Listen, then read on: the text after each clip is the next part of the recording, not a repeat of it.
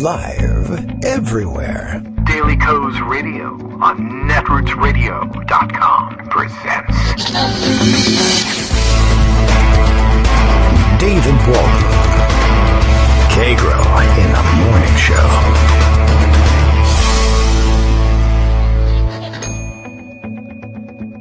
Now, here's David Waldman.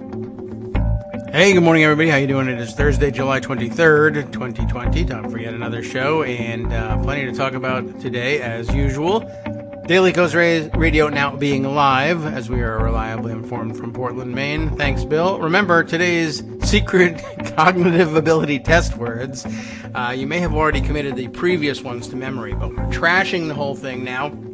Starting over so that we get an accurate test. Man, bear, pig, puppy, monkey, baby. Wasn't there a commercial about something like this? Anyway, and me, David Waldman, Kagro X, may send you a beautiful new set of Samsonite luggage. Many people are saying this is true. Samsonite luggage, not as good as the American Tourister stuff. The favorite of fans of the Gorilla Channel everywhere.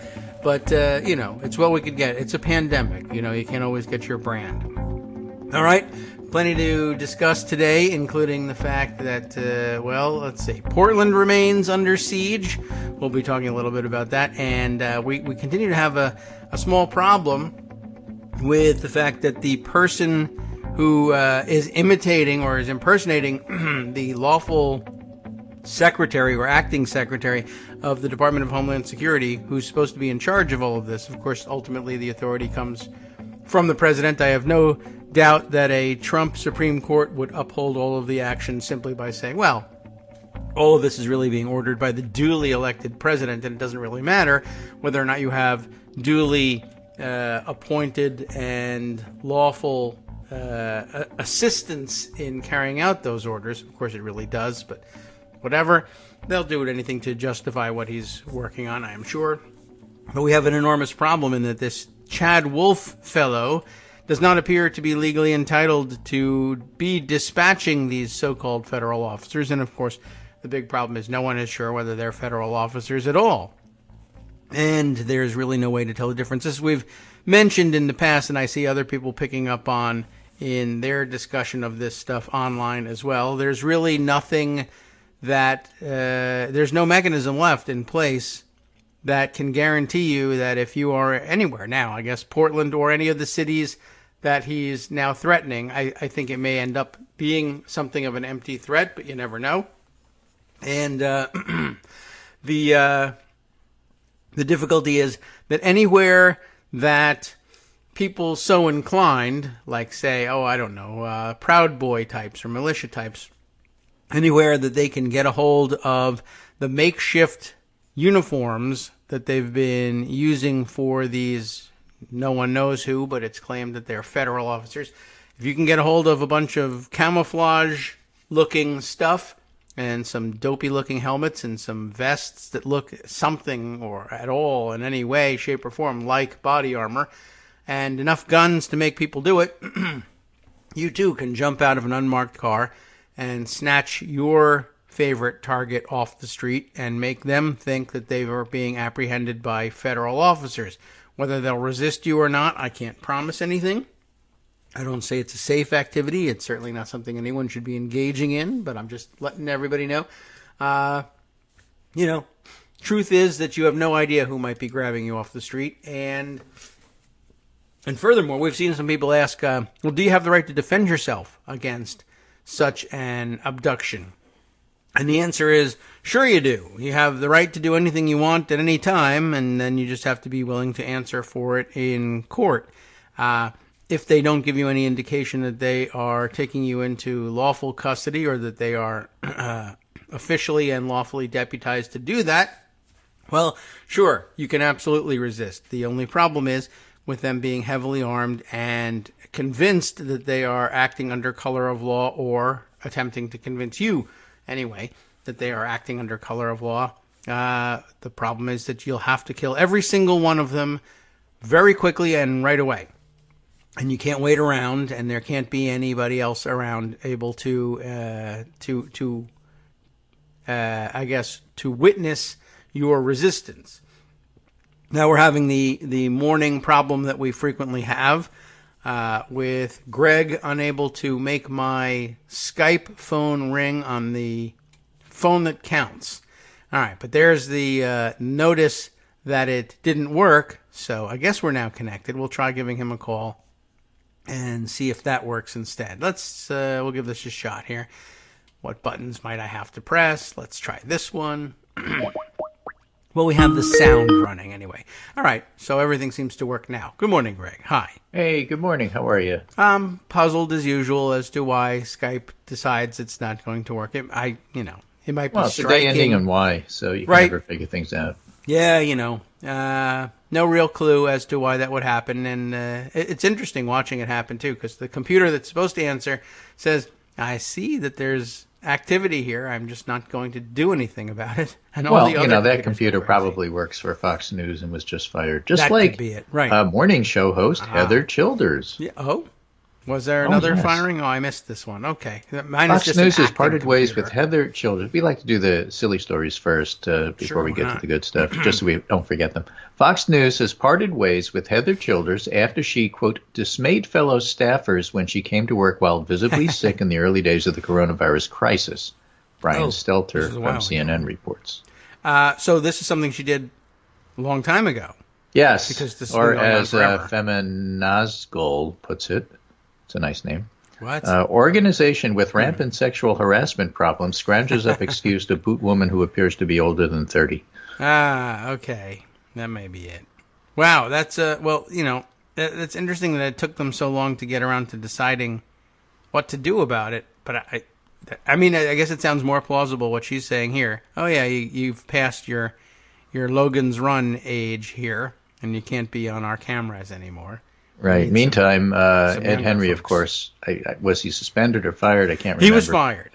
For heard. a rape charge, while other prominent male evening hosts have sexual harassment stories hovering around the edges of the internet. So, all of that's going on. Yeah. And it's just, it's just more of those Dems in disarray stories that we get. Right. It's our fault, and look what we made them do.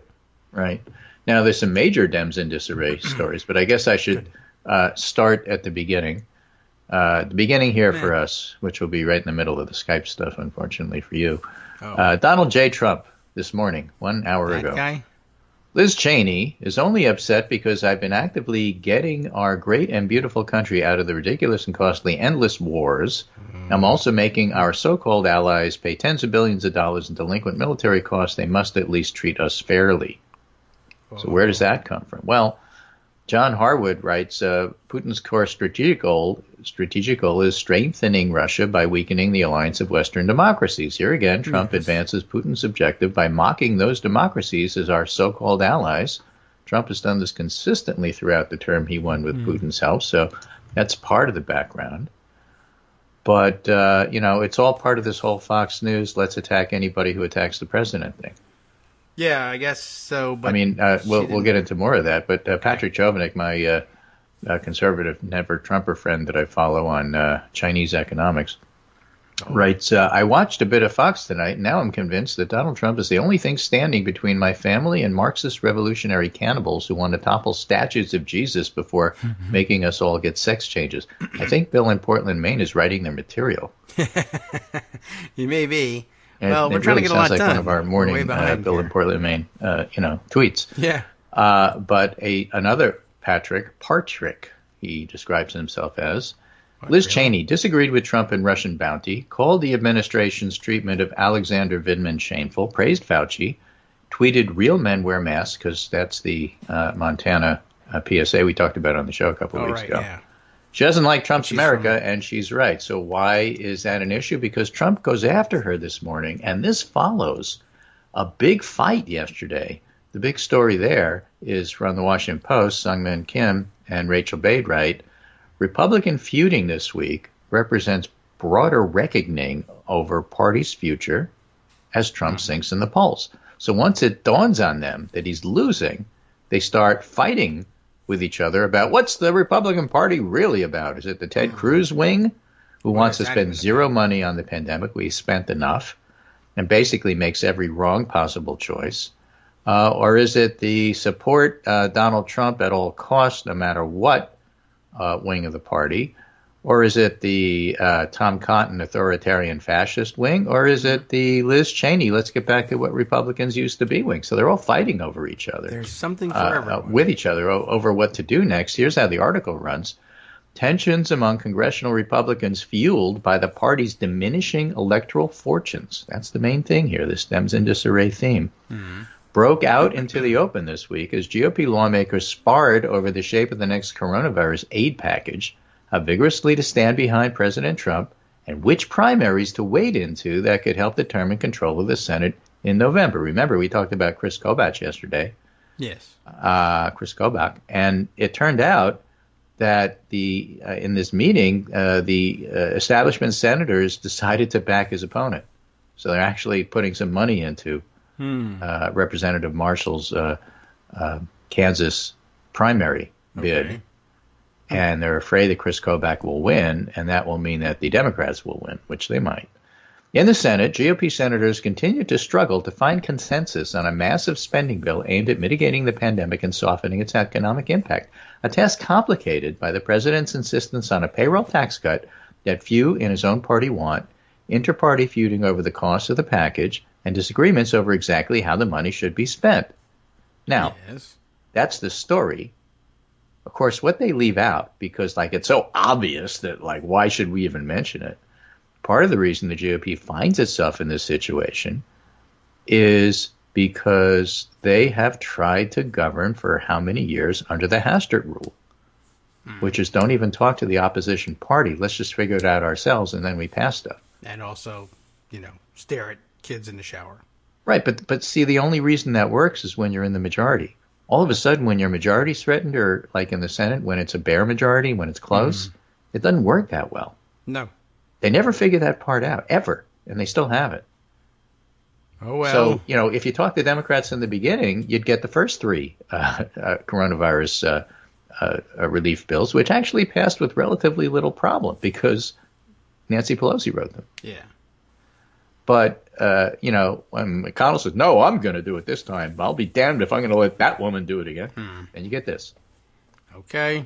Across the dome in the House, some of Trump's closest allies launched a surprising attack against Representative Liz Cheney, the highest-ranking Republican woman on Capitol Hill, charging her with disloyalty to the president because she has bucked him on national security issues and embraced public health advice and officials of whom Trump has been dismissive, specifically Anthony Fauci. Somebody else tweeted, it's really unusual to say Liz Cheney and Alexandria Ocasio-Cortez have things in common, but in this case they do. They have pissed off Republicans who can't stand dealing with smart, strong women. There are so many of them. Right? Ted Yoho, in the case of Alexandria Ocasio-Cortez, who had to go to the floor and apologize for remarks he said weren't directed at them. They were just because he's so passionate. He still has to go to the floor and apologize. He was referring to somebody as an effing bitch. Yeah. And, because of his love of God. All the reporters thought it was AOC.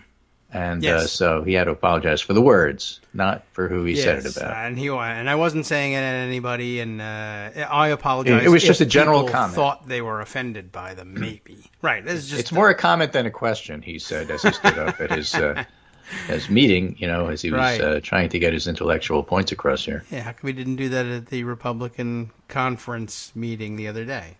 He just says it naturally for no particular reason. So that's the context in which Trump tweets out about Liz Cheney. Obviously, he saw it on TV, and so he decided to tweet about it. Yes. And on Wednesday, that would be yesterday, allies of Senate Republican leaders formally threw their support behind the establishment choice in a heated GOP primary in Kansas, pitting themselves against a strong supporter of the president who was an early advocate of his immigration policies. That would be Chris Kobach. And, of course, your listeners know about that because we talked about it yesterday. Yes, right. Well, sure, we're good at that. Yeah. The battles this week, except for the ones we didn't talk about, but we did talk about that one. The battles this week were a microcosm of the broader reckoning over the party's future and how strong the populist tenets of Trumpism will hold after the president leaves office. So Ted Cruz is signaling he doesn't want to have any part of it, but then again, he ran against Trump in the primary. The fractures are emerging now because of worries that the party faces doom at the polls this fall owing to Trump's handling of the pandemic and his resulting falling poll numbers against presumptive Democratic presidential nominee Joe Biden. Remember, we haven't had the virtual convention yet, so Biden still isn't the actual nominee. Right. And we haven't had the election, so Biden isn't actually the president yet. Oh, yeah. These things will happen, but, you got to wait your turn. Okay. Well, if Trump you do came things from nowhere 5 years ago to effectively take over the Republican Party, remaking it into a seemingly cult of personality that has repeatedly violated the party's supposed orthodoxies. But this week's dust-ups are bringing into relief the fault lines and competing personalities that will define the coming war over the soul of the post-Trump GOP, whether that is after a single term or in another 4 years, with some appearing already to be jockeying for position in 2024. So I'm just saying, they're not dead yet. But the fact that they're already writing their obituary is really not a good sign for November. That's about as far as staid journalists who want access to Republican figures will go in saying, you know what, these guys are going to lose. Well, okay. I'm glad they're experimenting with new levels. Maybe they'll find their way. Well, they can't say liar, so they got to try other things. Yeah, we'll see. Republicans deeply divided on virus aid, says the New York Times, meanwhile. Near agreement on an opening offer. They have yet to even begin negotiating with Democrats. Point I made before. It'd be so much easier if they just sat down and negotiated with everybody. Had a gang of eight kind of thing. But they don't know how to do that. It's the pan of pandemic. They're supposed to be involving everybody. 'Cause the pandemic, the virus is involving everybody. They have a broad coalition over on the virus's side. Right. And this is, again, an example of how stupid, flat out dumb as a rock Republicans are. Conservatives are apoplectic about its $1 trillion cost. The longer you wait, the higher the cost. Yeah. The longer you wait to do something about it, the more it's going to cost you. Well, and no matter how much you spend on this one, whether it's $1 or $3 trillion, you're probably going to need more because you screwed up so much it's not going away. How stupid are you? We don't know. Well, let's just show the voters that we care about fiscal responsibility. Now, no one remembers that. That's like although that would be par for perfect for Trump pulling his agenda out of the 90s. But I guess that's where that's also, as others have pointed out, the surest sign that Republicans know they're losing is they become concerned about fiscal responsibility again. Yeah, exactly. They know but what makes it even sweeter and stupider, by the way. Oh, yes. Is that this happens while Trump is insisting on a payroll tax cut. Now, a payroll tax cut isn't going to help anything, but it certainly will balloon the deficit even more. Yes, right. Well, so why is it even on the table? Why don't you Republicans, if you can't bring yourselves to negotiate with Democrats, because they're the only ones that know how to write legislation that actually helps people, why don't you just tell Trump that if you don't like it, too bad, because we're going to override it? That's coming. Scary. That's coming. That's how things are going. I mean, if he doesn't like it, too bad for you. You don't get to make the final decision. We do. Well, remember those days? I mean, that's actually, in the Constitution or something. Well, so what, right? Who knows what he thinks he's going to be able to do. Right now, he's threatening still to veto the Defense Authorization Act. So I think he goes into these things convinced that the answer he'll give if anyone asks him is, well, I'll veto it. I'll be strong and tough and resolute. And he usually has to back off of that later, but for time being, I don't want to give any more money for testing, and I'll only give money for schools if there's guarantees nobody gets sick. Yeah, right. And okay, that'll work. Some money in it, of course. You have to open, but you're not allowed to get sick. Yeah. Well, that's easy. Why don't you just mandate that? Put that in federal law. And that's what I'm saying. I mean, he's so strong. In a sign of their differences, some Republican senators suggested at one point Wednesday, I guess I should whisper this so that it doesn't get said out loud, they might pursue a short-term extension of the enhanced unemployment benefits expiring next week. Well, it's becoming increasingly likely as they run out of time and can't think of anything else to do. Yes, but the brilliant conservative said, no, it's going to cost too much. Yeah. Well, and even Tom Cotton said, but guys, we got to be reelected. What the hell are you thinking? And that's what sparked Ted Cruz to say, what are we doing here? Oh. Well, Cruz isn't up for reelection. So he knows what he's doing. Yeah. He could give a crap about anybody else because it's Ted Cruz. Okay. long as he has cans of Campbell's soup, he's happy. I'm telling you, no matter what Rand Paul does, he will never replace Ted Cruz as the most unpopular senator up there. Now, Rand Paul may win the My Neighbors Hate Me award. Yeah, that could be. But as far as senators go, Ted Cruz hands down. All right. Well, he's working in a different constituency. Right. Rand well, John Kennedy, hatred. Yes. Said, look, it's not that bad. He said, nobody stabbed anybody or anything. When? Describing the dynamic inside of his party as lawmakers bicker over the bill. But I don't think you can say there's a consensus. I think that's fair. And the article goes on to say that the Republicans felt that they shouldn't have been there in the first place, and they're giving it all to Mitch McConnell to write everything. As Jim Manley, Harry Reid's ex-chief of staff, would say, McConnell's an idiot. It's just you people don't know it. All right. Man. We know it because we've worked with him, but you'll find out. Well, every time he has to write something himself, we watch him write it. It doesn't work, right? It falls apart. And so, we'll see. So that's the background for what's going on here. I mean, the Republicans are in a pickle because they actually are now forced to govern, and they don't know how to govern. They literally don't know how to govern. And so it's all becoming very clear right at a time where there's an election coming up, and they can't paper it over. And so now they're fighting about how can we appear to be governing in the most Potemkin possible way that people won't notice. And that's what this fight is about. It isn't about policy. They could care less about policy. They don't know policy. Yeah. They want to know what looks best. And that's why they're fighting. Yeah, and they have no real idea, so they just use what they used to use. I think what looks best is saying you are being fiscally responsible, and so I'm a fiscal conservative, and I dare anybody to run against me who says I'm not. Well, actually, everybody's running against you, and and it's not even clear Kansas is safe. Okay. Well, I don't know. I have nothing to add to that, I guess. Yeah. Well, let's just switch gears here a little bit and read a relatively short but interesting thread here from Andrew Stroline. And then we'll highlight a story that makes you scratch your head unless you understand what Andrew's saying here. Okay. One frustrating thing, he says, about ethno-populist politicians is how they use lies to demonstrate their power. And this also goes back to the whole conference that we were just describing here and why everybody's mad at Liz Cheney. Look at what I can get away with. Yeah, some believe their lies, but many followers understand it's a power signal and feel they share a bit of that power if they repeat the lie.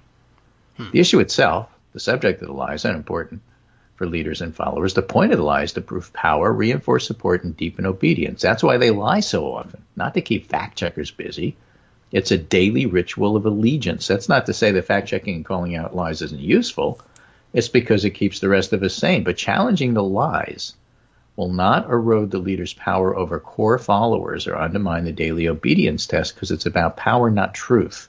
The only way to fight them with other sources of power, voting, media, protests, the leaders know this, and that's why they constantly attack these things. And I would add Liz Cheney, who's got her own power center, as a scion of a long-standing Republican family, plus she's actually got a executive position within the Republican conference. Yeah. So they have to attack Cheney because Cheney's exposing all of that. Now, take that concept that they know it's not true, but they're saying it because Trump says so, and they have to display obedience. That's what happens every time he has a cabinet meeting, and they go around the table, praising Trump, the leader. Right? Mike Pence does it every time he opens his mouth. So take all of that concept, and then this story. Anti-mask protesters march around the Indiana State House chanting USA and we will not comply. USA. Okay. All right. We'll Sounds good, right? I mean, here we have anti-Trump people saying, anti-mask people saying, we're pro-Trump and you can't tell us what to do and yada, yada, yada. But if you look at the video, a couple of those folks, certainly one of them, is actually wearing a mask. Is that right? Yeah, during the protest. I guess there really is no sense in debunking It's got nothing to do with lies. truth and common sense. The point is they're protesting because Trump essentially told them to. And they're trying to point out that we are obedient to our leader. We'll wear a mask while we protest masks. I mean, we're not crazy. We want to protect ourselves. But the point is to be out here declaring that we agree with what your leader says, no matter how dumb it is. And even if we don't intend to do it. Even if we don't intend to pay any attention to it. But that's not the point, Okay. right? And don't pick on us for this obvious, contradiction here. What we're trying to tell you is that if he says this, we will do it. We are a cult. In this case, so. a death cult. That works. And you wouldn't understand it. It wouldn't make any sense at all unless you have Andrew's preface to explain what's going on here. All right. I do feel like we've kind of been down that road before. Maybe he explained it to us last time too. I don't know. But yeah, it's been pointed out that don't spend too much time trying to convince them of the contradictions that are obvious in their arguments. They're not making any arguments. They're just yelling things. Well, as we like to say, this is not a good faith discussion. Yes. Okay. This is not a logical, professorial pros and cons point counterpoint. This is CNN Crossfire with Tucker Carlson, where you're paid to be stupid. Yes. Right. Well, okay. What's the rate? I can do it. Right. Well, pay me nothing. I'll be stupid too. Yeah, I guess so. There needs to be more stupid money on my side. Right. Anyway, we'll get to the Portland stuff afterwards. All but right. Thomas Ricks, who's a semi-retired military reporter, says Fox and DHS want you to believe there are violent anarchists in Portland. Yes. They should read this letter from Professor Healy. Professor Healy is a historian and chair of history at Lewis and Clark College who got shot in the face by the brown shirts. Yeah, okay. 52-year-old mother, history professor, out protesting peacefully, and they shot me. Yeah, that'd be the subject of a letter from me. They've done a lot of this. All right, well, we'll save that for the other side because there's plenty of Portland stories. We'll be right back in 2 minutes.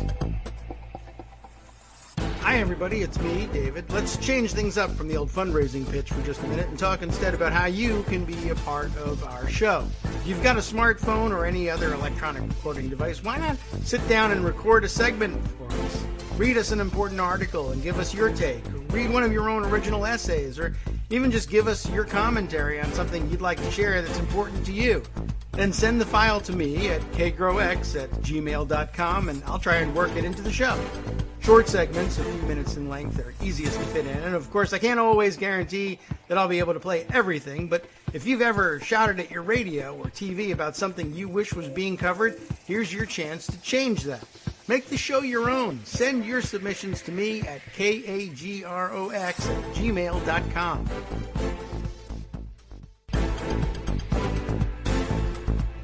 Welcome back now to the Kagro in the Morning Show here on Netroots Radio. And let's see, I guess as promised, we'll shift the focus back over to Portland. Still lots of news there. You were hinting that we were going to go down that road. And, well, this is a piece here from shoot. Kimberly Whale, who's a professor of law at the University of Baltimore School of Law. And it's in Politico. It's actually pretty good. And basically what she says is anybody with standing... Uh-oh. That's a legal term, not the Navy guy who is still standing after being beaten. Yes. We've discussed that. Armando has gone over that, soured everyone on the subject. Of? Standing. Standing, yeah. We'll explain. So basically, anybody who is affected has a really great case, according to this law professor. I mean, you know, you have to have been there. So I'm thinking this history professor who got shot in the face would be a great person to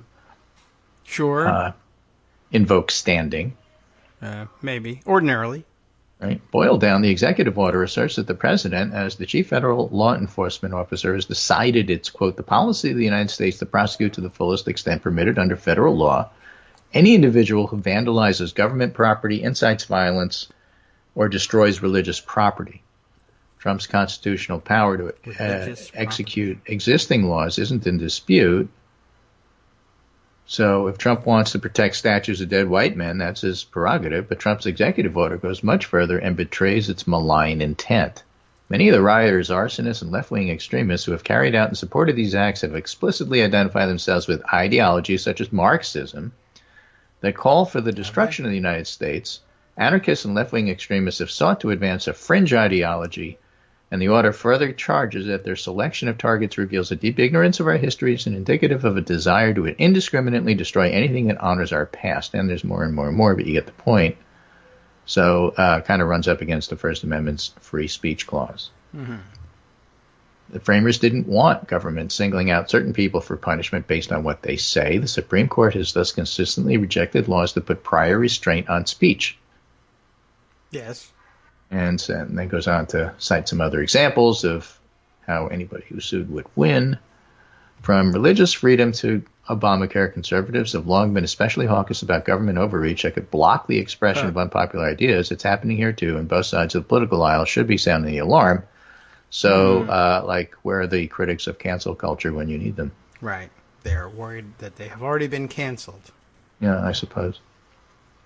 There's a follow-up piece here, too. Just how dark things are. You get a sense of this. This is Bob Costa and Elise Viebeck in the Washington Post. Trump's assault on election integrity forces the question.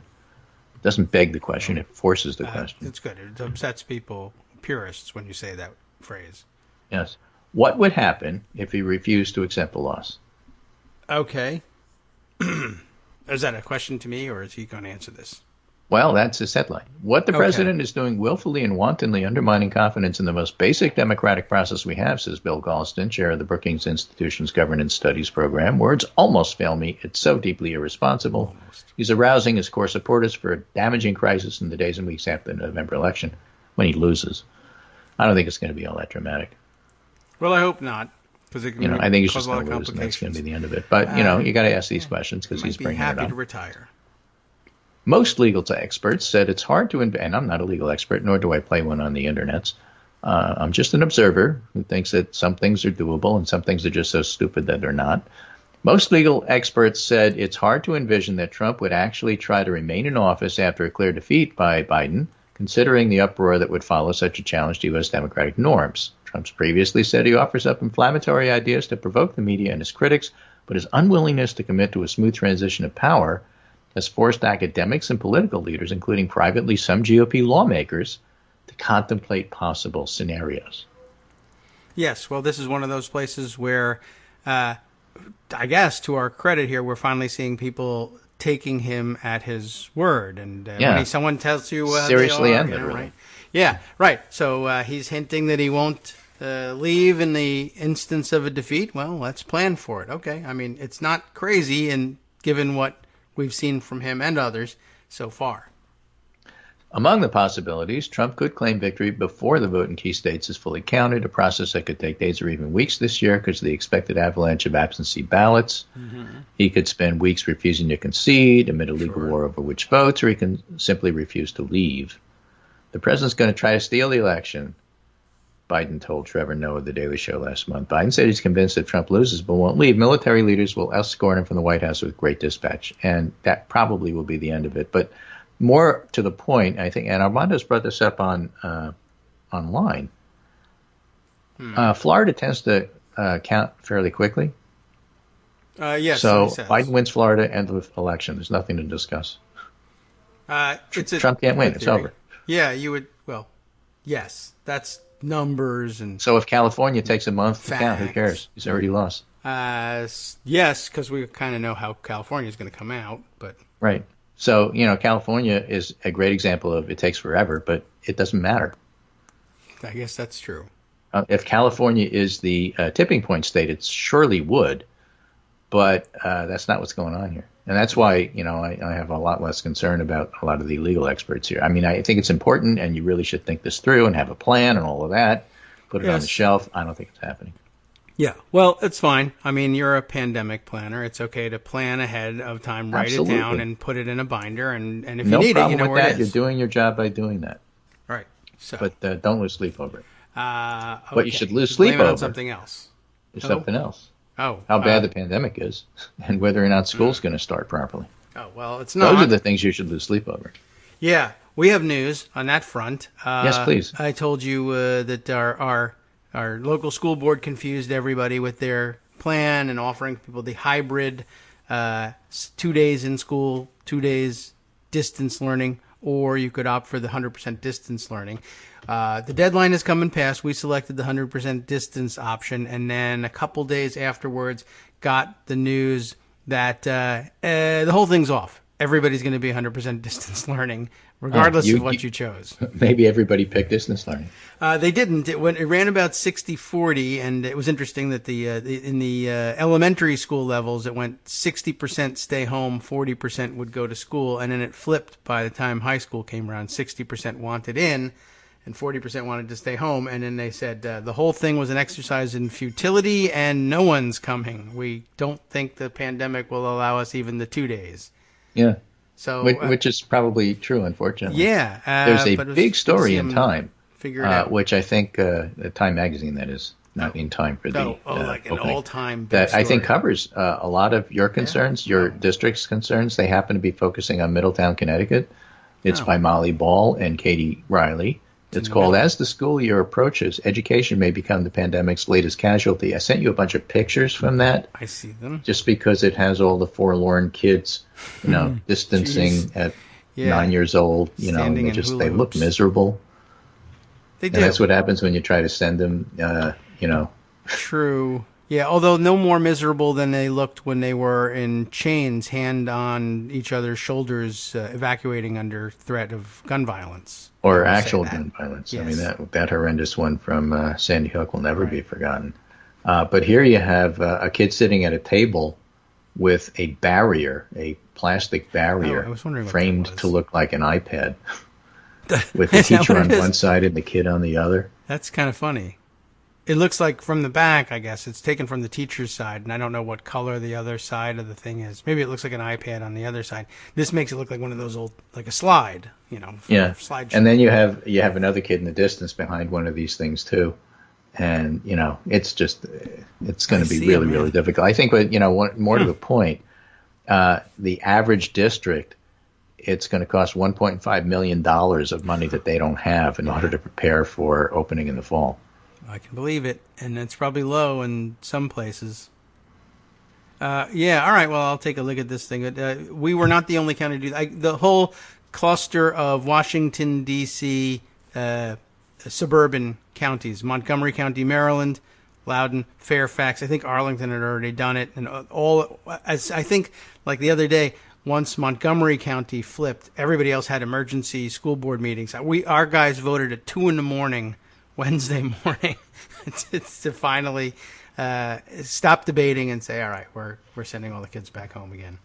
And I imagine it's a very intriguing and important article. Basically what happened is Middletown tried to do a pilot with summer school. And that's why we're in school. You're taking these pictures now, even though it's the middle of July.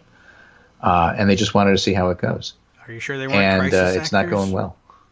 Yeah, well, it didn't work in Arizona. They tried the same thing, and the teachers got sick, and one of them died. Well, the difference, of course, is Arizona is in the middle of a huge spike, and Connecticut is actually, and the Northeast, are in pretty good shape. So really, if you're going to try this, do it in Connecticut. Don't do it in Arizona. That's just stupid. Yeah, when they planned they probably That's Ted Cruz conservative Republican level stupid.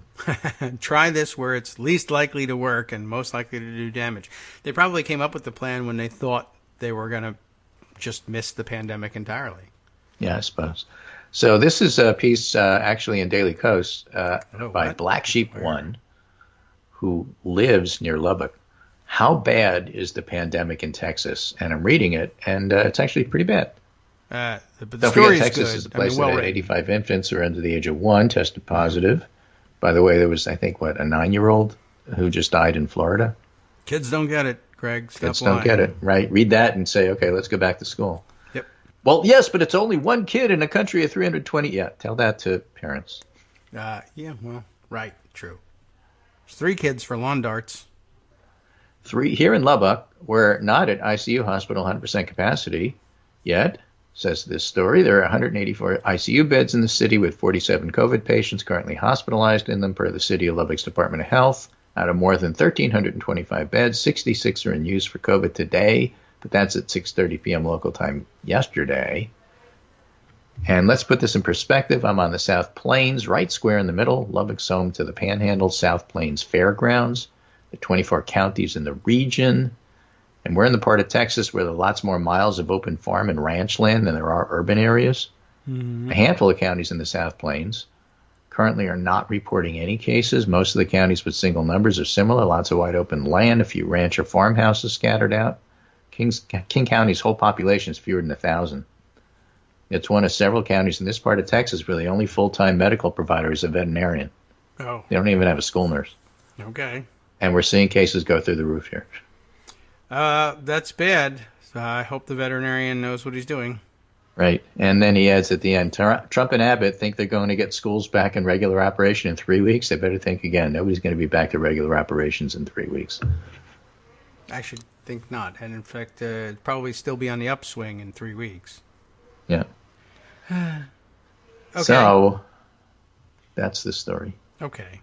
I'm willing to accept it. So we have a situation In Texas. where there are plenty of new additions, unfortunately, to our greatest hits of death. New deaths for COVID-19 per day by U.S. territories normalized by population. Oh. And the top 5 are Arizona, South Carolina, Mississippi, Florida, and Texas. So South Carolina and Mississippi have joined the ranks, and right behind Texas is Alabama, Nevada, and Georgia. Mm-hmm. And all of these states we're going to have to watch in terms of what's happening there. And as far as cases, Florida still leads, normalized by population, Louisiana, Mississippi, Arizona, Texas. But the thing is, Arizona's cases seem to be dropping, but they're having enormous problems with testing. One of the bigger laboratories didn't report yesterday, so we're going to get a spike in cases today as they report 2 days' worth or so we're expecting from the Arizona Department of Health. And when you have backlogs of 9, 10, 11 days before you get your test results, you can't look at testing. It's happened in New York earlier and Connecticut. You can't look at testing as a gauge for where you're at. So the hospitalizations are still up in Arizona. The deaths are still climbing. And so Arizona looks like they're easing off, but I'm not sure that that's real. It could be a mirage. We really have to wait a little bit longer on that to see. We know Florida, I mean, it's in the villages now. Yes. And the villages are elderly. Yes, that's right. They're answering the questions from DeSantis. They're so old they don't even use golf carts. They use golf cars. Really? That's what they call them. All right. Well, they're like entitled to do souped that up for the Mercedes last golf couple cars to years get they around have. the villages, which is a huge complex that actually has its own postal address and covers 3 counties. Oh. Well, but they've been trying to keep it out. It's not only super Republican, it's also super Ron DeSantis territory. Yes. Well, that's where a lot of his support comes from. Where are the deaths? And the answer is we are delivering just wait. them now. Everybody said just wait, and Right. This is what we were waiting for, not in a good way, not eagerly. But, now that it's there, you're going to have to watch and wait and see what happens, but it's not good. Yeah, so that's your answer. Where are the deaths? Don't worry, the check is in the mail. It's a lie, but it's coming soon. I haven't mailed it yet, but it'll be there. Right. Unless, of course. Anyway, that's summary for today. Down. So we have a lot going on. The pandemic is still dominating everything, and every political analyst who says otherwise is missing the boat. Yes. Biden's winning. Trump is losing. Not just me saying this. It's Republican senators who are acting like it. So acting. This is reality. This is what's happening, and they're just going to have to adjust to the fact that they're going to lose their majority over this because they're too stupid to get together and try to save themselves by actually trying to save the country. They don't realize, even now, Trump thinks that the whole pandemic is a PR issue. It's a messaging problem. Mm-hmm. And the GOP senators think it's not really a public health problem. It's a how do I stay elected problem. Yes. And as long as they approach it that way, either one, both of them, we're not getting anywhere. Well, here we see the genius of the founders. You can only get 1/3 of the Senate to react to a pandemic at a time. The other 2/3 say, well, in all likelihood, this pandemic will resolve itself one way or another before I have to worry about it. So yes, you're on your a own. Noted historian Newt Gingrich said, you think the founders screwed it up? Wait till you see what I can do. I'll just make sure everybody who's elected hasn't a clue as to how to govern, and they'll leave everything to the leadership. Right. Well, this is how you get people to run on campaign in a box. They're otherwise not going to open the box. You have to leave them without anything and just be so excited when the box arrives So there you have it. You'll just have to deal with that and another hour and 15 minutes of the show. We can do this. And I'll be back on Monday if we're all still here. And we'll do it again because I think stuff's still going to be going on. So it would But it's seem... school, pandemic in school, school pandemics, and schooling about the pandemic. I think that's basically going to be the topics. Very likely true. Okay. Well, I don't know how much more discussion there'll be about school issues here in our area now that they say, it's not going to be safe. You're not going to have school. I guess we'd just be resigned to it. And then we'll watch to see how many other counties follow suit and how quickly. And that's going to be really amazing to see as population centers, which are going to be taking the lead in all of this, begin to announce that their schools are closed and they're just not going to be open now through Election Day and further beyond. And then step back and say, so what's the big picture here? Yeah. Trump is trying to push the schools to open so he can get people back to work, so he can juice the economy, so he can get himself reelected. Right. And what happens when that doesn't work? Because that's the strategy. Yeah, that's true, and he's going to have to deal with it. And what occurred to me, what I didn't mention here, but I think probably everybody noted it in the back of their mind. I just told you they just did this for Arlington, Fairfax, and Loudoun counties in Virginia and Montgomery County, Maryland. And what does that mean? That means from now through January, the federal workforce is all going to be at home with their kids. Washington, D.C. is closed. That's it. Well, maybe that's why Trump is sending all those federal agents elsewhere. Yeah, I guess so. We need to find some more people to beat, and everyone here is in their homes. And let's invade a place where the schools are still open. At least our kids can go. Maybe that's it. Threats for Chicago, Detroit, Albuquerque for some reason as well now on the list. But as you pointed out, I'm waiting to see this theory come to fruition. I hope you're right. I think you will be. Where is he going to find the people? Yeah, to do this. He's sending them in contingents of a couple dozen to 200. I think he was going to put 200 on the ground. It worked in Afghanistan. Chicago. Yeah, I guess so. But not you're going in with the same mentality. Yeah, that's true. And I guess Putin just has to put bounties on people, and maybe that'll fix things. I'm not real sure who he'll pay or whether Trump will take notice of it, but yeah, I don't know. So we'll see whether he runs up against a personnel problem. I don't know where he recruits these people from. Some of them presumably are in this area too, but probably aren't going to pass up the opportunity to beat people for free and might just have someone else stay home with the kids. I don't know. But I think he's finding his goon squads elsewhere. I don't know. But yeah, we'll keep an eye on that and see whether he delivers. History tells us that those people, that his goon squads just aren't going to show up in these cities, except he's sending them in such small numbers that I suppose it's possible. And a lot of guys will volunteer for this, I'm sure. I suppose. All right. Anyway, take care. Stay well. I hope everything works out with the school system there. And we'll be back on Monday, and we'll do it again. Yeah, okay. Very good. Unless we all call this off, too, and then we're already doing this from home. I would have to force you to do this from a very small corner of your house. Now, we've been doing distance learning for years. Okay. That's true. I don't know how much learning I'm doing, but the distance is there. Yeah, we got the distance down pretty good. Okay. All right, take care. Talk to you on Monday. Thanks, Greg. Take care. So that's an interesting question. I do keep seeing people pose the question with what's happening in Portland and being threatened elsewhere. Where are the gun nuts who have been stockpiling AR-15s in case of tyrannical government overreach? But I mean, I always thought I thought that the answer was obvious. I thought maybe they were kidding. There's plenty of video of them. I see them all the time. They're in every video that I see out of Portland. They're marching in close formation towards the moms who have set themselves up at the vanguard of the protests, and they are hitting people over the heads and spraying them and shooting them in the face with supposedly non-lethal munitions. I know where the gun nuts are.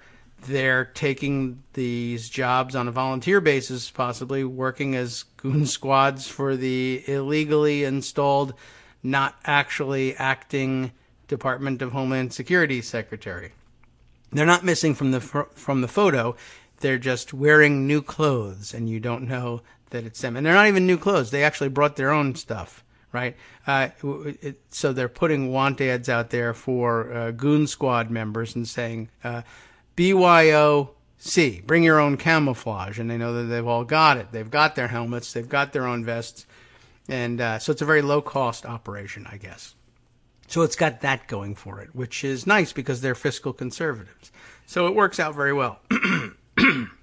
Pardon me. Okay, so I think we made mention briefly of the fact that Portland's mayor, and this is going to be, maybe it won't be difficult for the Gimmitarian weirdos in the Trump cult who, like Greg mentioned, are marching around at anti-mask rallies with masks on. If they can do that, if you can contemplate doing that, then I suppose you can just accept when the dear leader says, well, we had to gas the mayor of Portland along with everybody else.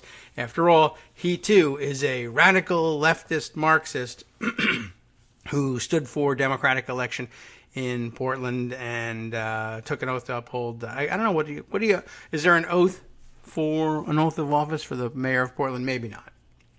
So we may have only supposed that, but I suppose he thinks, and he may be right, Trump, that he can get away with telling people that it was absolutely necessary to gas everybody. After all, he's invading their cities because they're Democrats. Why not gas them too?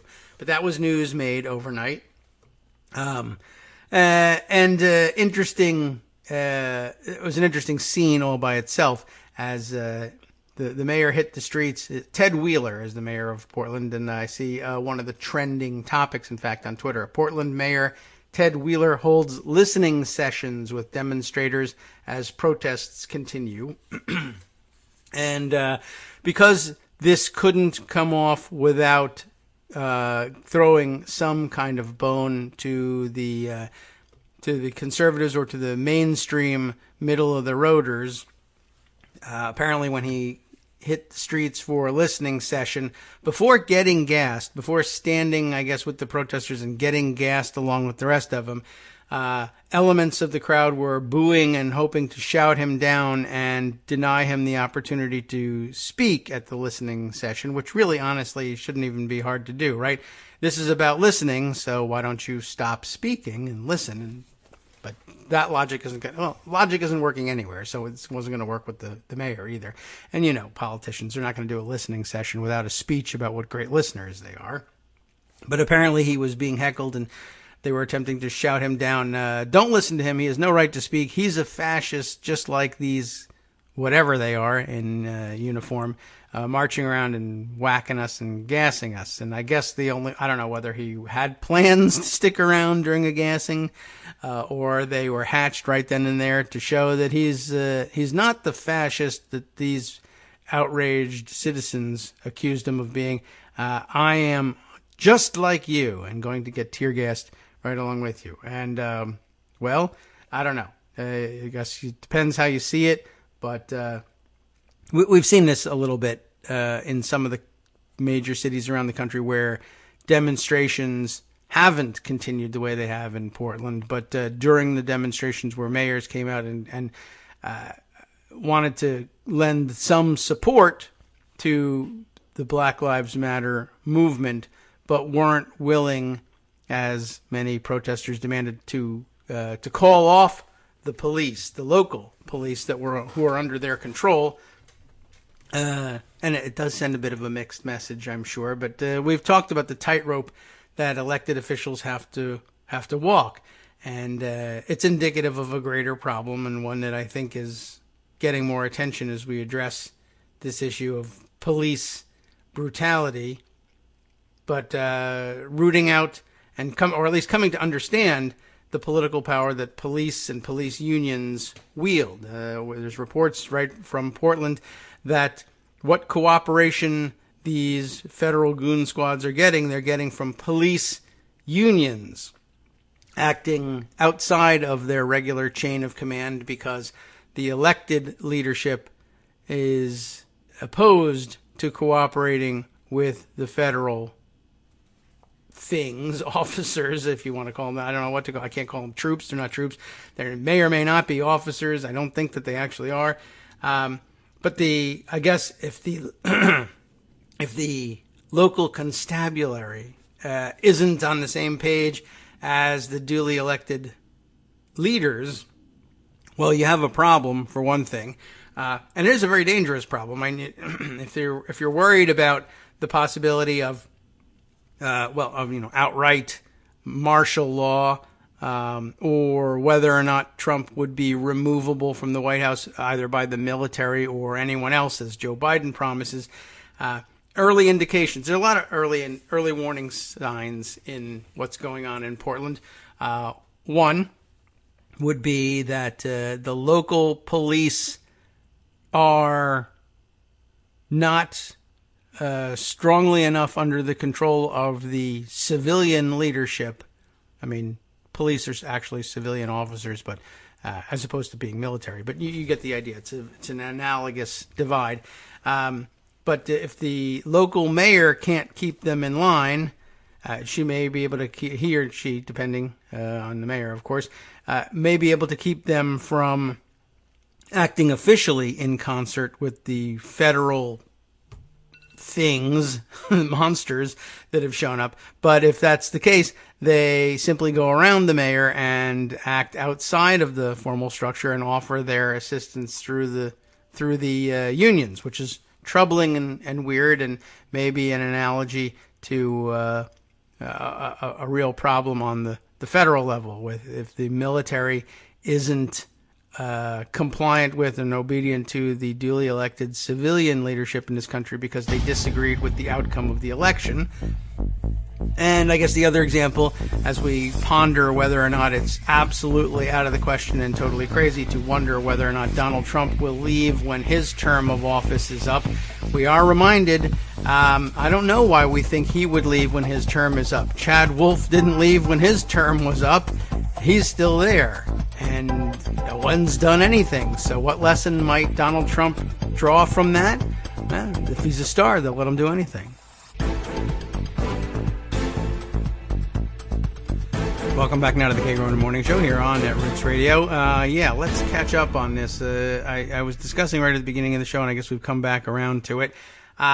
There's a problem with Chad Wolf serving as acting, and we have our little recording here. Let's get over and use it today, right? Okay. And let's in fact use this one. We never used the brilliant one.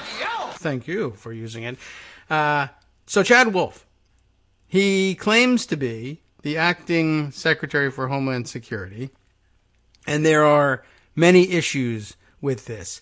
At its most basic, we have this problem. He has been named acting secretary,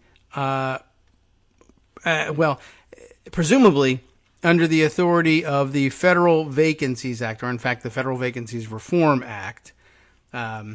But generally speaking, our statutory practice for dealing with vacancies in cabinet positions, and the basic rule of it is that the president has the power to appoint an acting secretary or even acting deputy secretaries or what have you, but in this case, the secretary.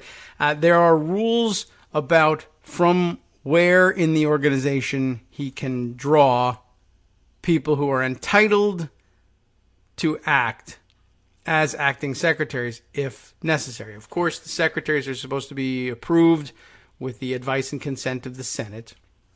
And when you have someone running a department who hasn't met with the Senate and hasn't met with their approval, you've got a bit of a constitutional issue. But, you know, they did design and adopt a law for dealing with those circumstances, because you sometimes can't get it right away. Or sometimes, in the case of, let's say, Merrick Garland, you can't get a hearing or a vote at all in the Senate because, well, you know the story behind that.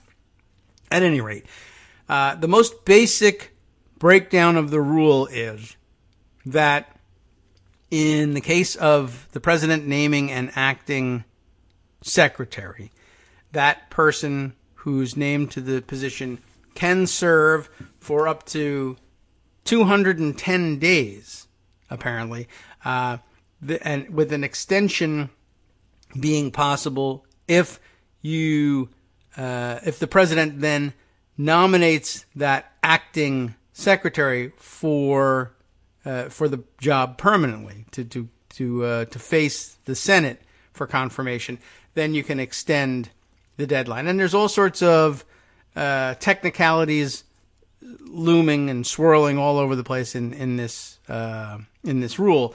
And in addition, there's an additional complication because, if you just do the simple math, though, we'll start with keeping it simple. If you just do the simple math, Chad Wolf was named as acting DHS secretary on November 13th, which means that the 210 days runs out somewhere in early June, somewhere around June 10th. I've counted it once or twice, but, on the fly, and I never wrote down the notes about it. So even without any other further complications, by early June, Chad Wolf either had to step down by law, for people who follow rules and stuff, had to step down.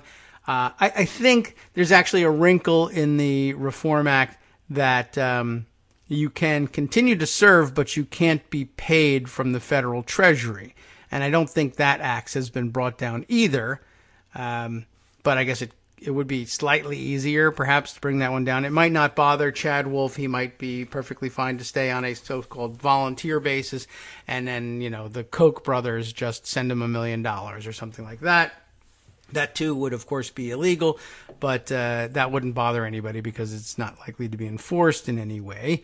But the additional wrinkle that Joan provided me via Twitter the other day was that it's even more illegal than previously thought because the guy who preceded Chad Wolf was another acting Secretary of Homeland Security.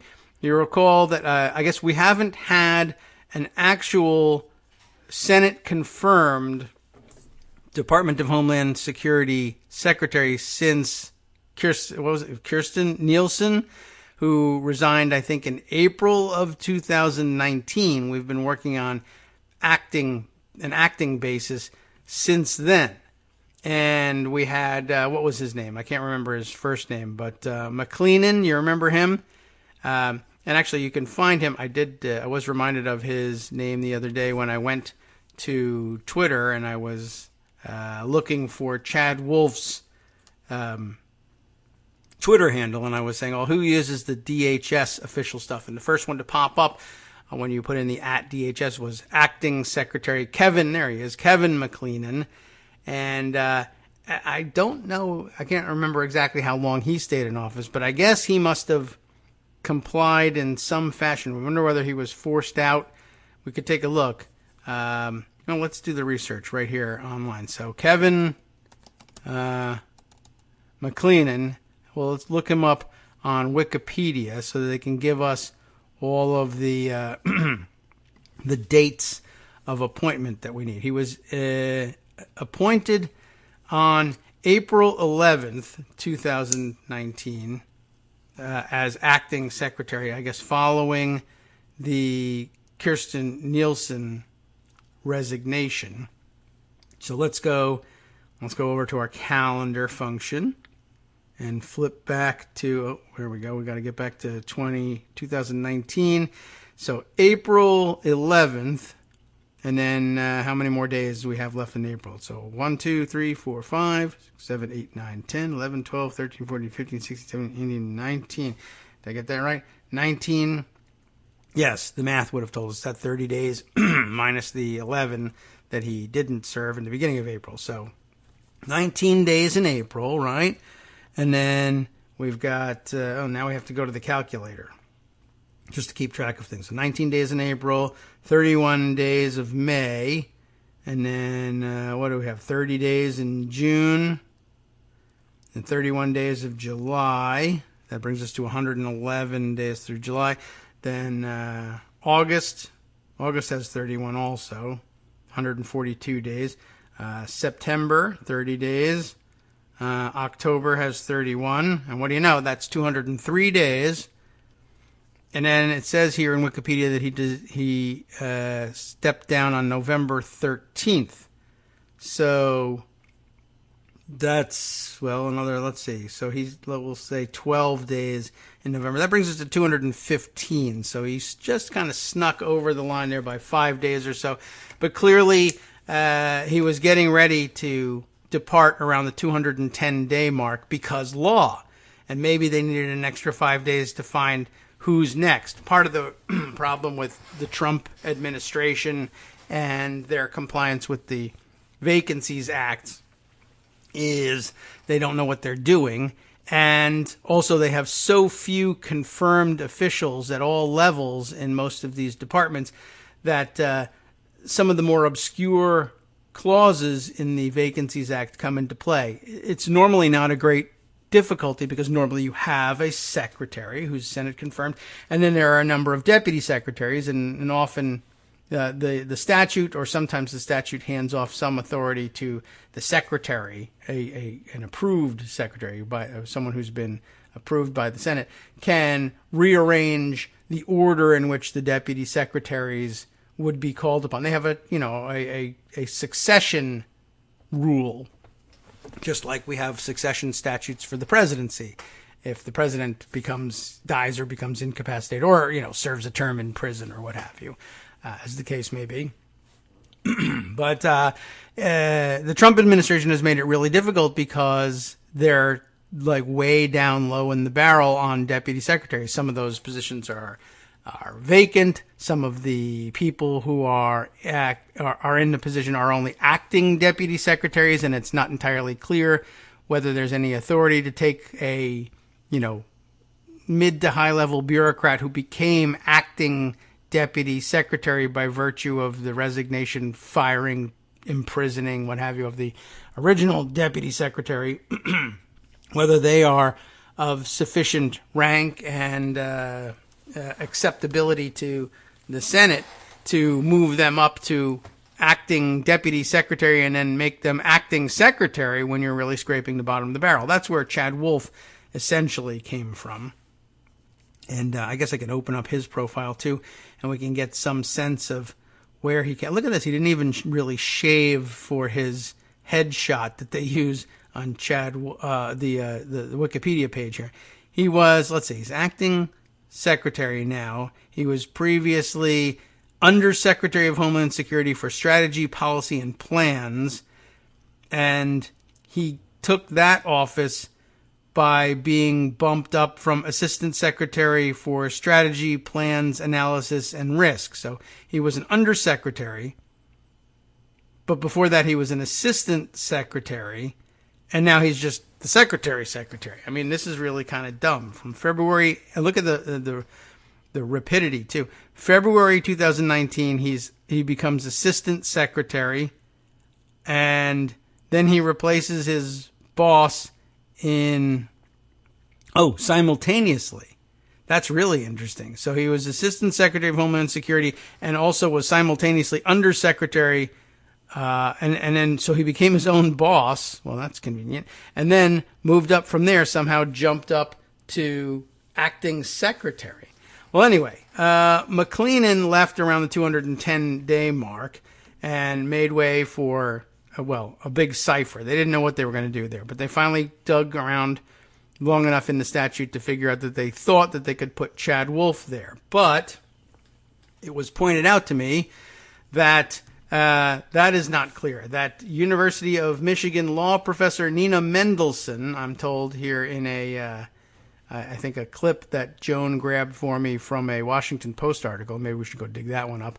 University of Michigan law professor Nina Mendelsohn, an expert on federal vacancies, that's what you need for something like this, says that the 210-day window was violated even before Wolf was appointed, given that McCleenan served for more than 210 days himself as acting secretary.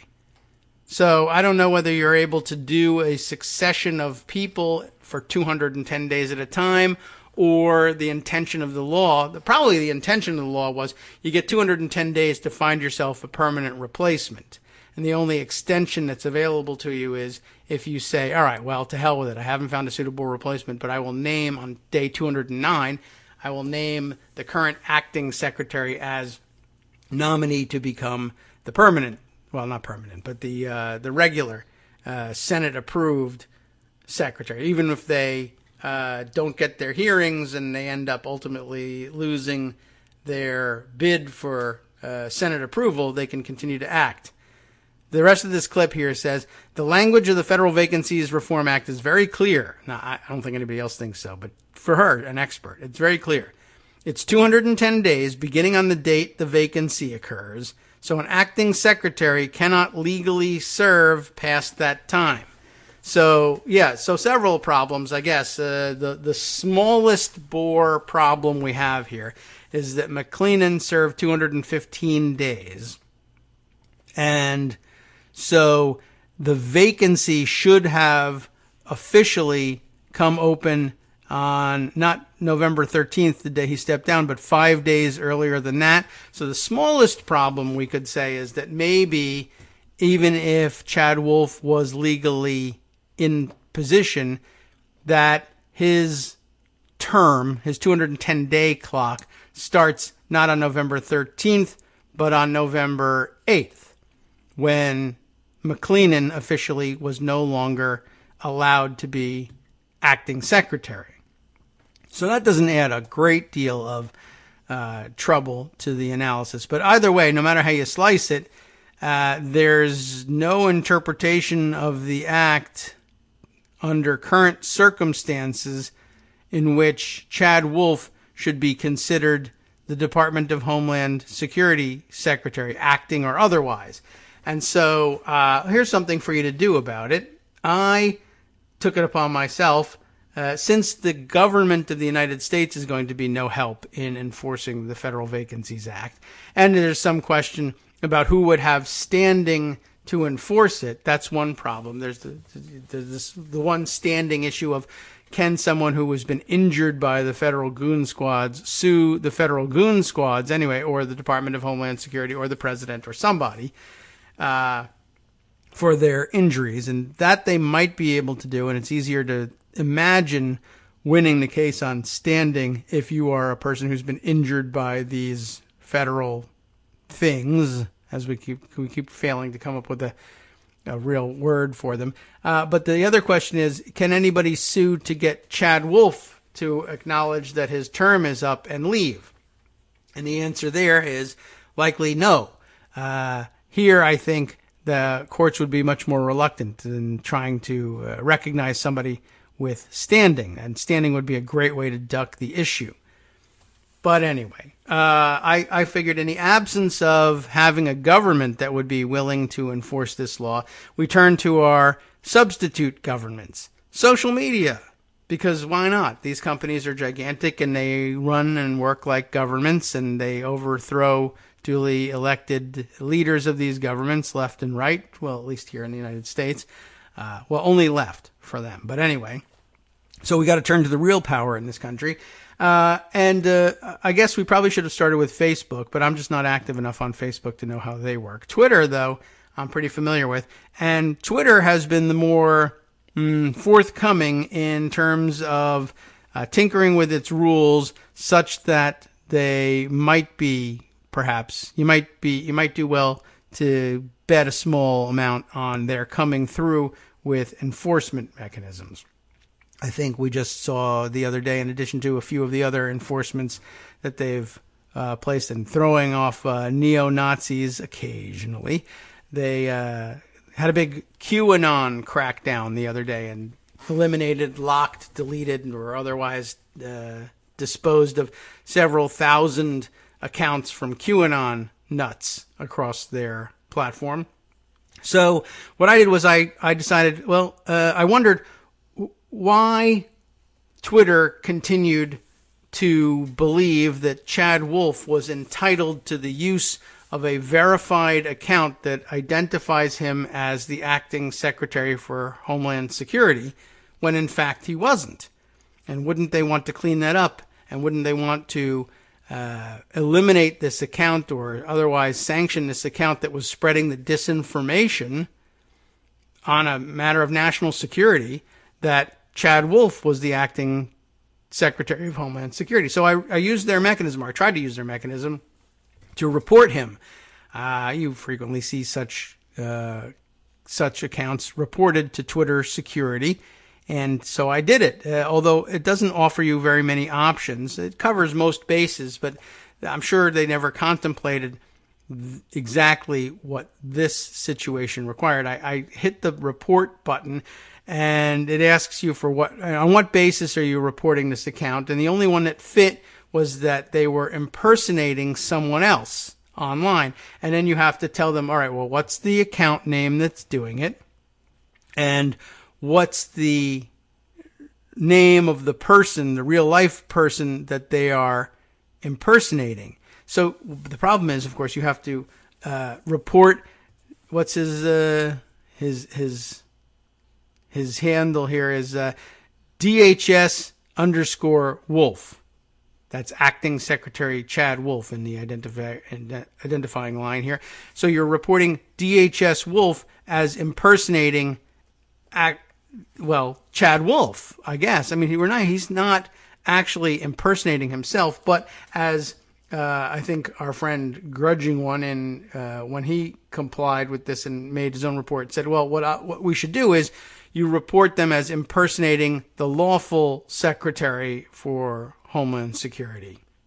And that makes much more sense. So I would encourage you all, if you're on Twitter, to use the mechanism. Sometimes when they get large numbers of similar complaints, they actually will move on something like that. And they would be on firm ground here. Of course, this is a private operation.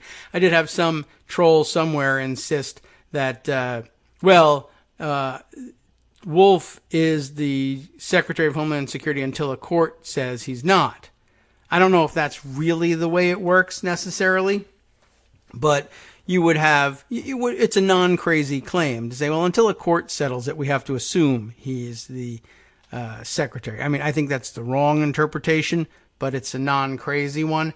But it really only works for the federal government and for other legal entities that are bound by statute to, I guess, obey the commands, perhaps, of the Secretary of Homeland Security. Twitter wouldn't, for the most part, be among them. I'm sure there are some things they might have to respond to subpoenas or search warrants served by someone subject to the authority of the Department of Homeland Security. But certainly they could say, we're going to lock this account or decertify this account in some way. And there's not much a court would likely be able to do about it in the immediate sense. So while it's maybe true that the rest of us might have to think about Chad Wolf as the acting Secretary of Homeland Security, Twitter can do what it wants with its accounts.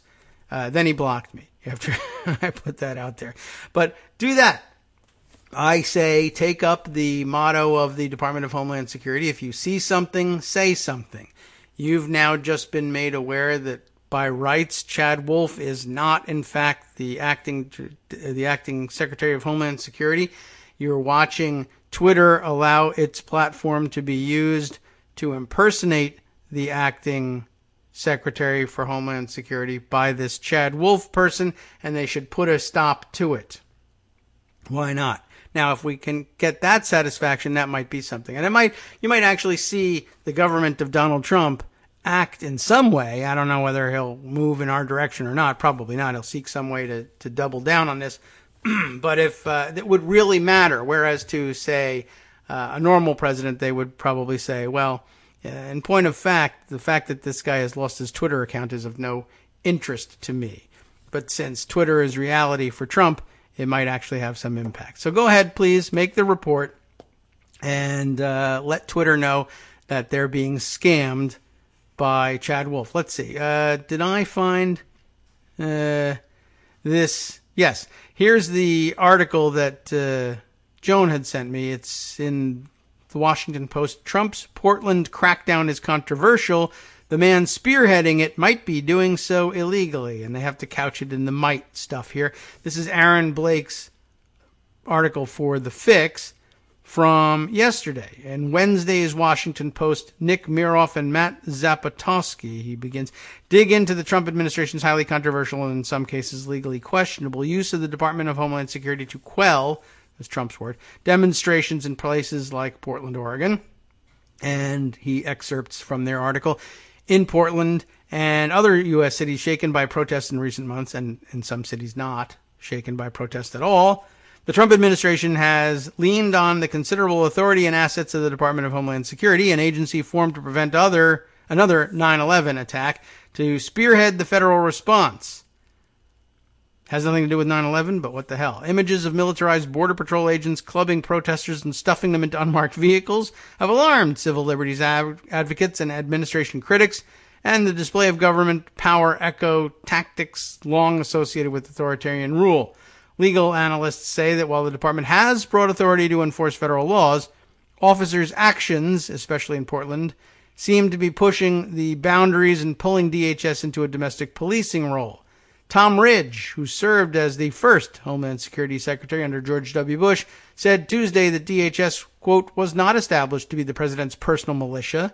I think we all can agree on that, except for the president, and added, it would be a cold day in hell before I would consent to a unilateral, uninvited intervention in one of my cities. They were never his cities, but whatever. Former DHS official Paul Rosenzweig called the operation, which has become known as Operation Legend, lawful but awful. Yeah, we'll see how lawful it is. What's also problematic here, and perhaps even illegal, is the man calling the shots. This controversial effort is being spearheaded not by a duly confirmed DHS secretary, but by acting, maybe, Secretary Chad Wolf, whose long-running service in that role runs afoul of the law, according to experts. Trump has made use of the acting cabinet officials in ways with no apparent precedent. As I wrote back in February, by that point, he had acting officials in cabinet-level jobs for more than 2,700 combined days across 22 jobs, about 1 out of every 9 total days. That compared to about 1 out of every 29 for President Barack Obama. And then they used the Trump quote here. I like acting because I can move so quickly, he told CBS's Face the Nation that year, adding, it gives me more flexibility. And Trump exploited acting officials at DHS like nowhere else, like no one has ever seen before. The agency has been run by an acting secretary, first Kevin McClellan and now Wolf, for the past 469 days. That's equal to more than 15 months and nearly 37% of his entire presidency. And in that time, Trump has failed to even nominate a permanent DHS secretary for the Senate's consideration. In other words, the man running this controversial effort has not been signed off on for his current role. Wolf was confirmed to be undersecretary at DHS. The lack of confirmation for his current position is a problem for 2 reasons. One is that the Federal Vacancies Reform Act only allows acting officials to serve for 210 days after a vacancy is declared or a new permanent head is nominated and rejected. Wolf has served for 251 days, now 252. Because a new nomination hasn't been announced, much less rejected, the clock has never reset. And as we read, University of Michigan law professor Nina Mendelsohn, the expert, says the 210-day window was violated even before Wolf was appointed, given that McClellan served more than 210 days himself. The language is supposed to be very clear, 210 days from the beginning of the date on which the vacancy occurs, so an acting secretary cannot legally serve past that time. Mendelsohn noted that there is a separate statute governing the line of succession at DHS, which the Trump administration had sought to exploit, to install unconfirmed hardliners in key jobs. But it has never been tested against the Federal Vacancies Reform Act, and even setting that aside, she says, that Wolf's continued service is also unconstitutional, given that the Constitution states that the president shall nominate, and by and with the advice and consent of the Senate, such officials, which Trump has made no effort to do, because he makes no effort at anything. The issue has not gone to the courts as yet, but such lengthy service also, in my view, violates the Constitution, Mendelsohn said. The Constitution requires confirmation of cabinet officials. Empowering someone not confirmed for the job to run the agency for such a lengthy period of time violates that requirement. Well, yes, it does, but does anyone care? Democrats have argued from the start that Wolf's elevation was illegal, and not just because of the 210-day window. McLennan adjusted the DHS's order of succession, basically so that this could happen. But Democrats argued that McLennan himself didn't qualify to be acting secretary under the previous line of succession, which would render his decisions illegitimate. We're going to have to undo a lot of these decisions one day in court once Trump is finally gone, if he goes. Brian J. Gorod, G-O-R-O-D, I don't know if you pronounced that right, chief counsel of the Constitutional Accountability Center, said Wolf is a prime example of this administration's unlawful use of acting officials. So, what is anybody going to do about it? I don't know. Hi, it's me, David Waldman, your host for Kagro in the Morning, and I've learned that I either need to update these announcements more often or stop saying that the announcements are brand new.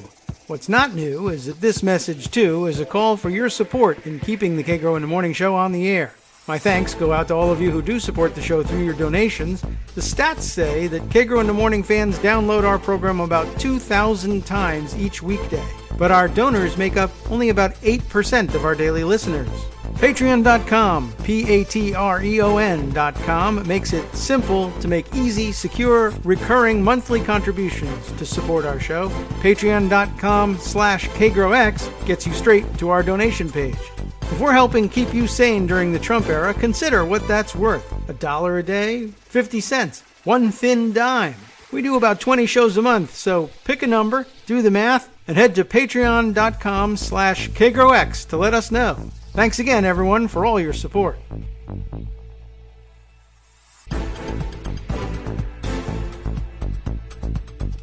Welcome back now to the Kagro in the Morning show here on Netroots Radio. I think we probably ought to just continue on reading on through this since it has, it'll be a topic of discussion probably over the weekend. And maybe if we see Twitter act on this stuff, you'll say you understood why if we can wade through it all. Let's see. We left off by saying the chief counsel for the Constitutional Accountability Center was saying that Wolf is a prime example of the administration's unlawful use of acting officials. That's obvious enough. To start, there is reason to think that Wolf never validly became acting secretary in the first place. So even all of the 210 days that he might otherwise have been entitled to are questionable to begin with. But even if he did, the Federal Vacancies Reform Act, FVRA, imposes strict time limits on how long offices can be filled by an acting official. And again, here, this doesn't help clear things up. Any one acting official or any number of acting officials is an open question here for me. It might be easily answered by reading the act, but who knows how long that would take. But it imposes strict time limits on how long offices can be filled by an acting official, precisely to guard against evasions of the Senate on its advice and consent role. And the period during which the office of DHS secretary can be filled by an acting officer under the FVRA has long since ended. The question from there is what that means, practically speaking. And there is some reason to believe this could actually impact legal cases resulting from the use of DHS personnel in cities such as Portland. In March, for instance, a federal judge in Washington, D.C. suspended asylum policies put forward by acting U.S. Citizenship and Immigration Services Director Ken Cuccinelli, ruling that his appointment violated the FVRA. Cuccinelli, by the way, still in office, has also served effectively as Wolf's top deputy despite never being confirmed. The case is on appeal in the D.C. Circuit. Perhaps more important is a 2017 Supreme Court decision. In that decision, the court affirmed a lower court's decision voiding an action taken by Leif, L-A-F-E maybe, Leif Solomon, who served as acting general counsel for the National Labor Relations Board because he was found to be illegally serving in that role. The issue there was not the 210-day window, but rather Solomon illegally continuing to serve in an acting capacity even after Obama formally nominated him for the job, which FVRA prohibits. Oh, well, it seems I have that backwards. Do I read that correctly?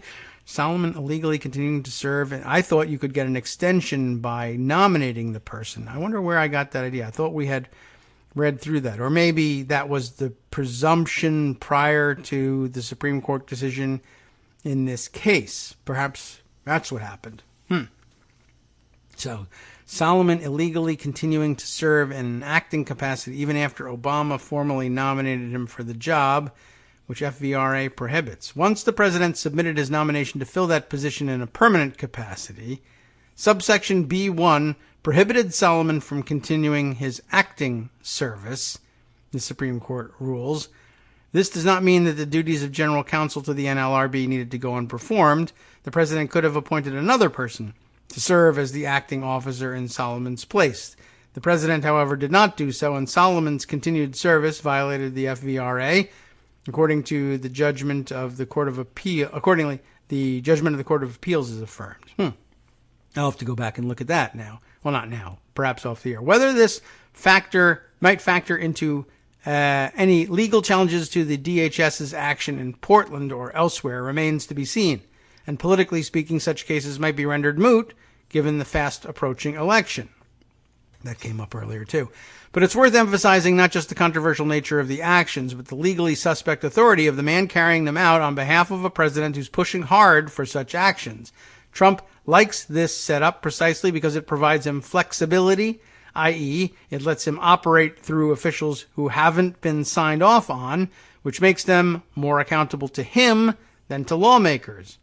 Wolf at one point was berated by GOP Senator John Kennedy of Louisiana for failing to provide basic answers about the novel coronavirus outbreak. Having Wolf making such calls only compounds the myriad issues involved.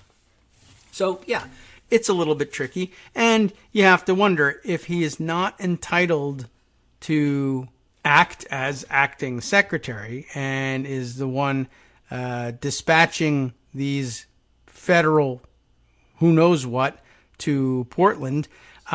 It's more than that he doesn't have the authority. If there's lawsuits, even the ones that sound more plausible in terms of standing, people who have been injured by these acting officers / goon squads, what have you, there's some question, I guess. I mean, we have our qualified immunity problems, but they aren't police officers to begin with, and they certainly can't be created police officers or deputized as police officers by an official who has no right to the office that he's usurped.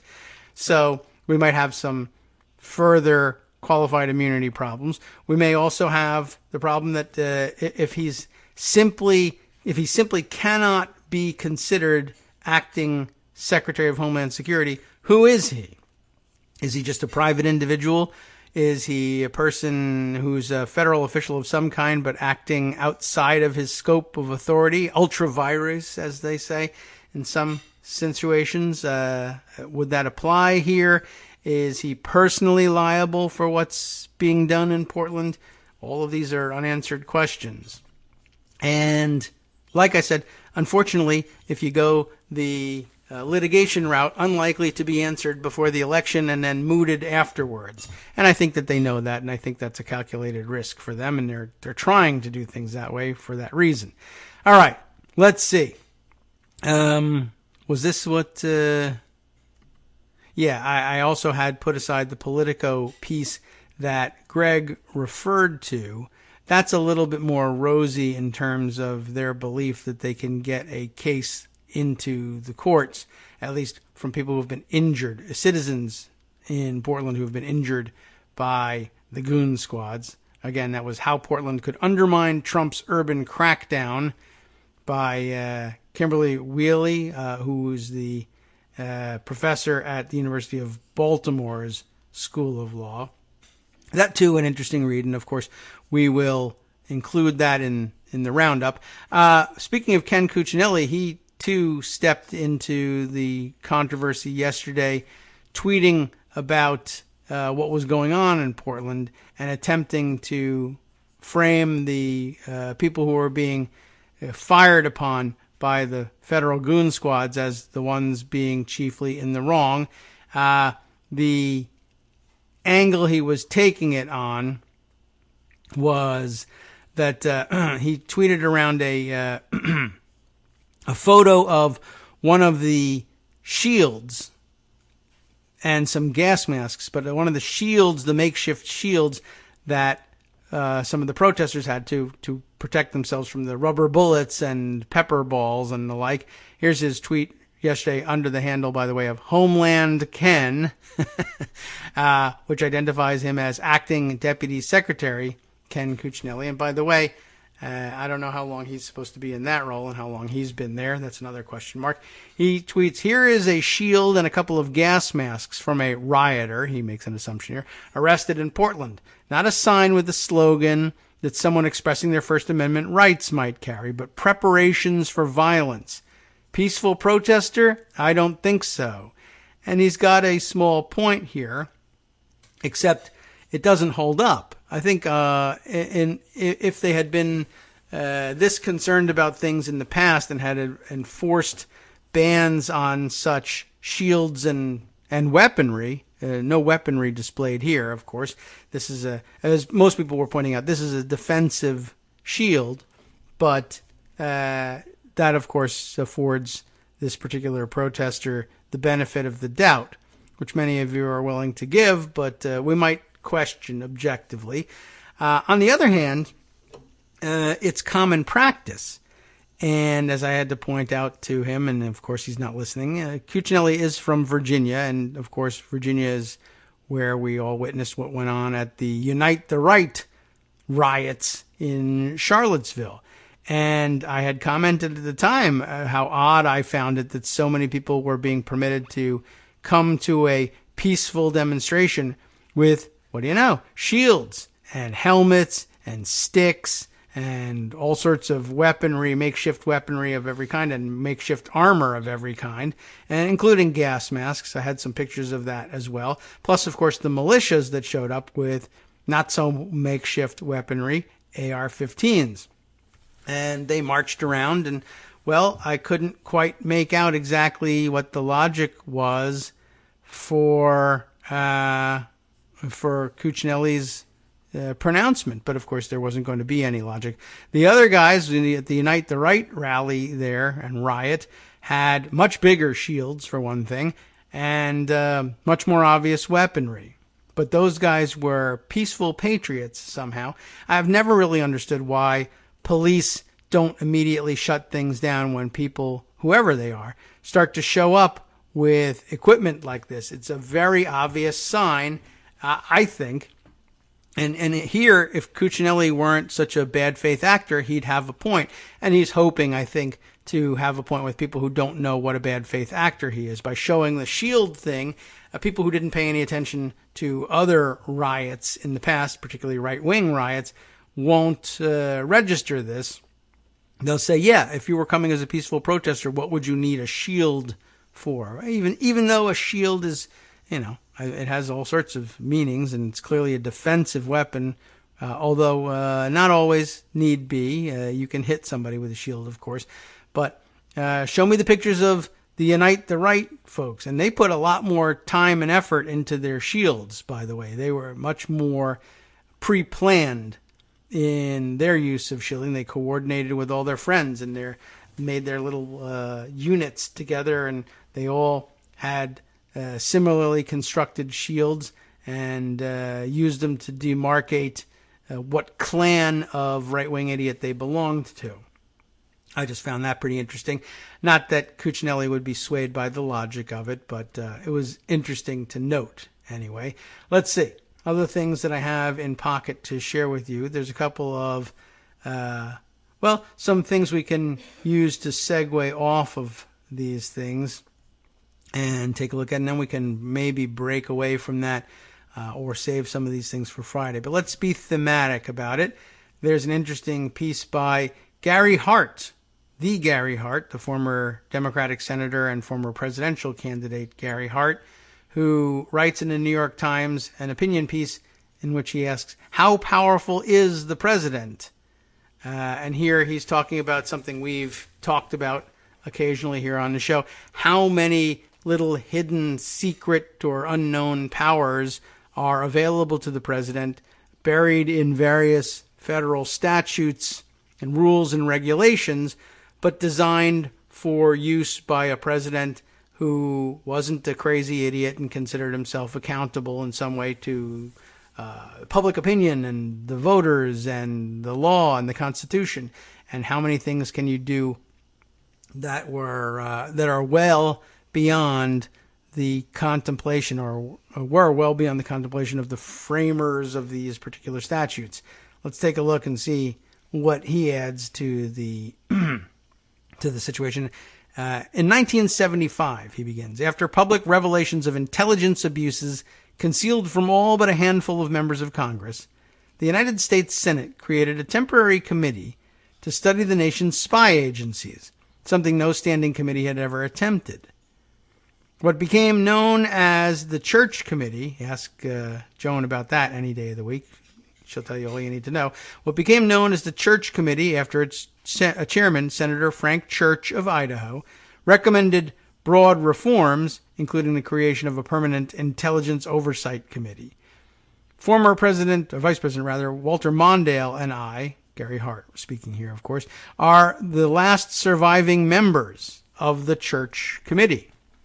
Very interesting, and I was very interested in reviewing the work of the Church Committee when we were first looking at the necessity of impeaching George W. Bush back in 2005.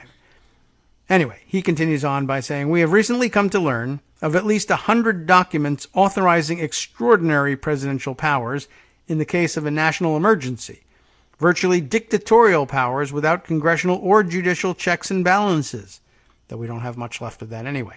President Trump alluded to these authorities in March when he said, quote, I have the right to do a lot of things that people don't even know about. No matter who occupies the office, the American people have a right to know what extraordinary powers presidents believe they have. It is time for a new select committee to study these powers and their potential for abuse and advise Congress on the ways in which it might, at a minimum, establish stringent oversight. That'd probably be a good idea, for starters. Secret powers began accumulating during the Eisenhower years and have grown by accretion ever since. The rationale originally was to permit a president to exercise necessary control in the case of nuclear war, an increasingly remote possibility since the Cold War's end. An obscure provision in the Communications Act of 1934, for instance, empowers the president to suspend broadcast stations and other means of communications, following a, quote, proclamation by the president of, quote, national emergency. Powers like these have been deployed sparingly.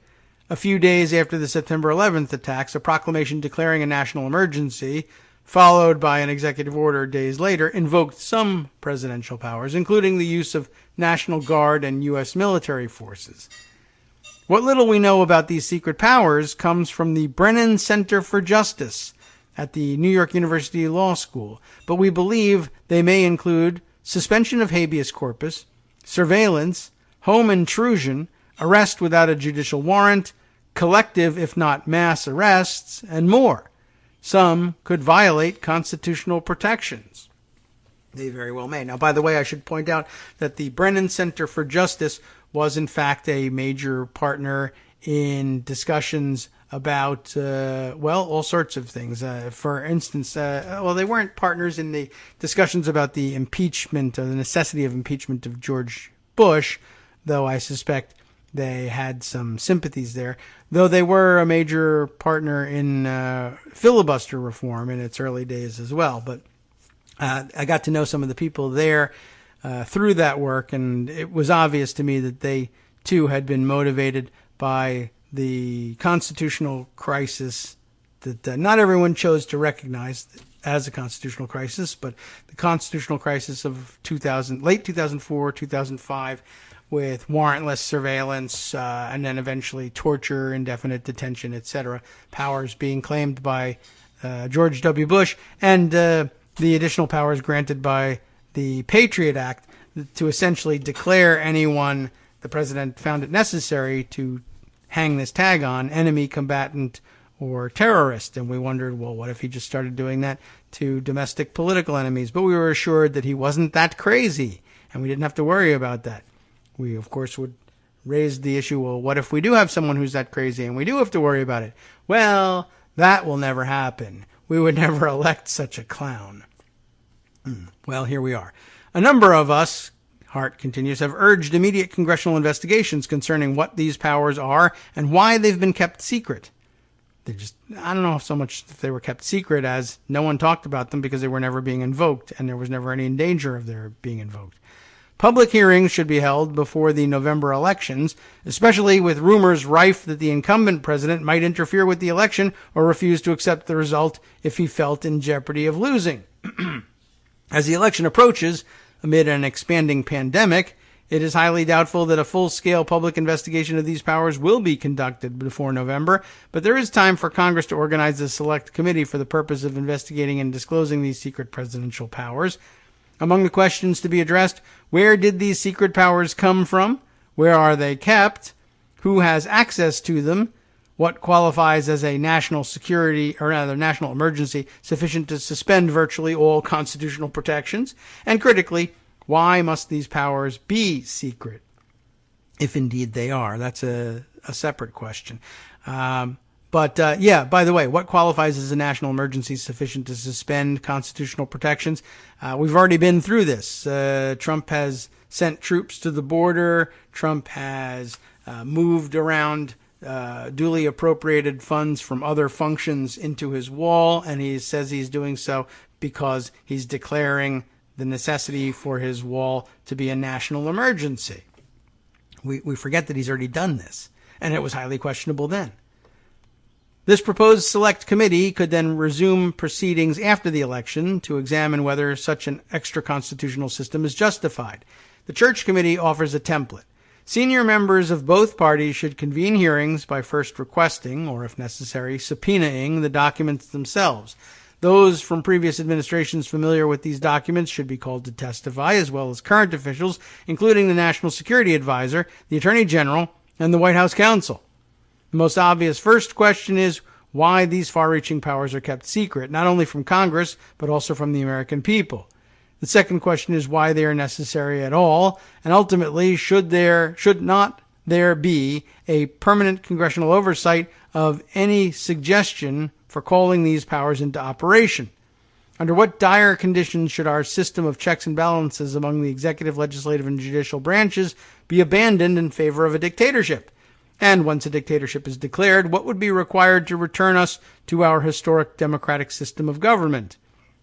Or what if these two strains, merged and the national emergency was, isn't Trump already advertising, we're laughing at it because of the methods he's using to advertise it and the footage he's using. But last night, another example, circulated for some reason by Boris Epstein, who I thought we were finished with, but just never really went away.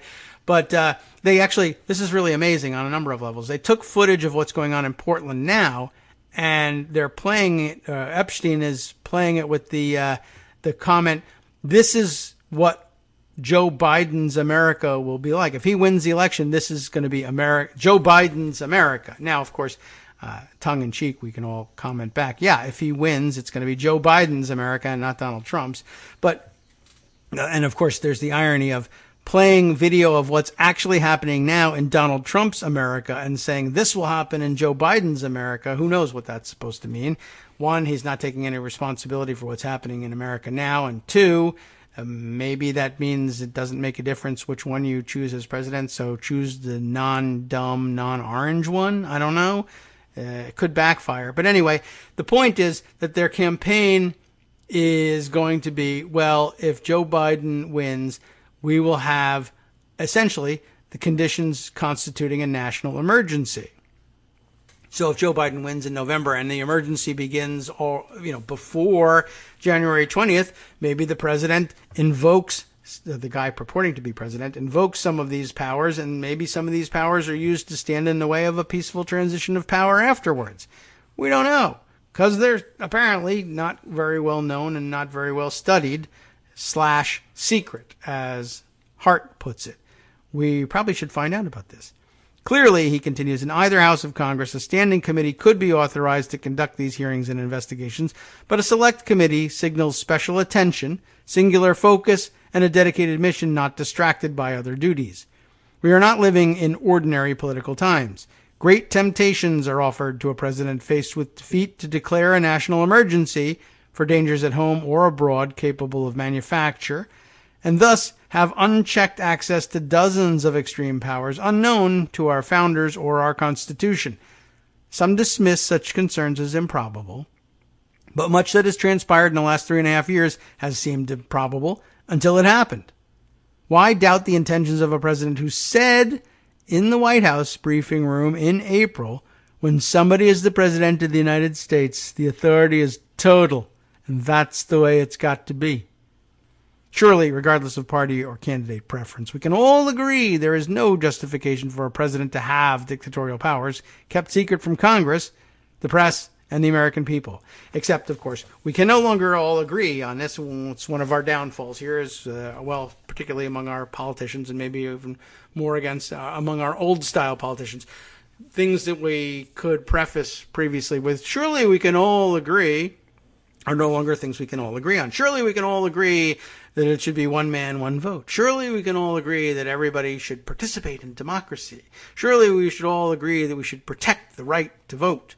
No, we no longer agree on these things, and Donald Trump is a large portion of the reason why. So don't be so sure about that. But yes, otherwise underlying a good point in all of this, he's declared his interest in using such powers, and his ability is apparently still unquestioned. And, no one, I guess also, you don't have to look any further, like I said, than Chad Wolf. Why should we believe that Trump will leave office if he's not making any of his people leave office after their terms have expired?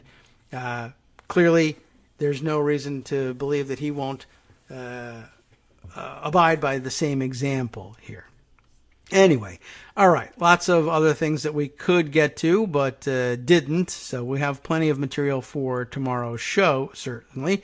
Let's end things here. Maybe what we can do is, I've seen some wild circulation of this on Twitter. Everybody is enjoying themselves watching a clip of Donald Trump from 1990 being interviewed by Barbara Walter. And it says here, Barbara Walter was done with Donald's BS in 1990. And it's only a minute clip or so. And I think if I cue it up on the big computer, we might be able to roll it with sound.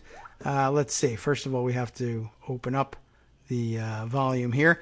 And let's give it a try. It's just a 55-second clip being interviewed in his Trump Tower office here. Let's roll it. I've never seen press reporting as I have with regard to me. And I hope the general public understands how inherently dishonest the press in this country is.